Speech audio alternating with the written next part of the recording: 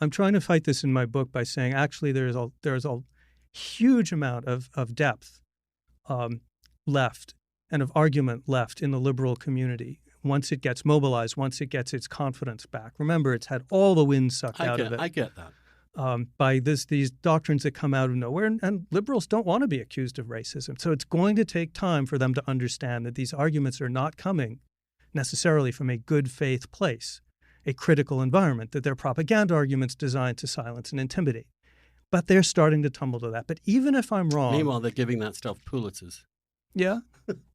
I don't trust them in it. I think they're all a bunch of cowards. Okay. But even if you're right that they're all a bunch of cowards and they'll never push back, and even if you're right that these groups that are forming, or for example, existing groups, Foundation for Individual Rights and Education is about to do some very exciting work.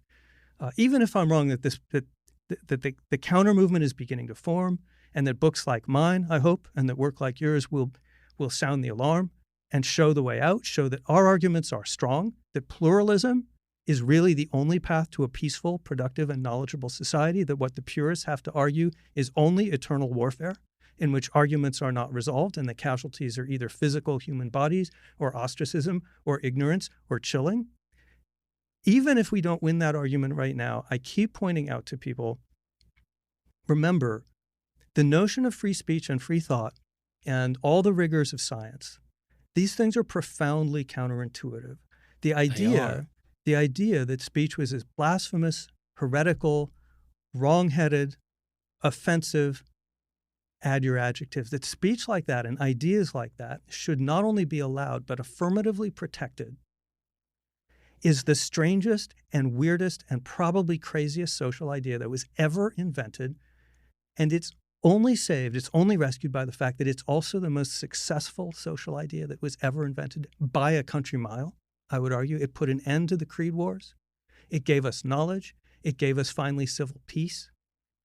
But the result of that counterintuitiveness is that you and I and our children, metaphorically, and our grandchildren and their grandchildren will have to get up every morning and defend these ideas from scratch against a new generation that for whatever new reason it is, emotional safetyism or critical race theory or something else, that they don't get it. And we just have to be cheerful about that because, historically speaking, we've done incredibly well. Historically speaking, we've done incredibly well for about 2.5 centuries. Isn't that in the history of the human species, that is an blink of an eye.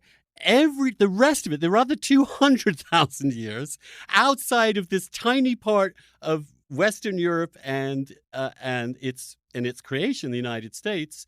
It has been the opposite, because that is where human nature, as you rightly point, this is why I totally agree with you, but I think the arguments show that we're fucked because exactly that's a technical that term in philosophy. Exactly that we have not done.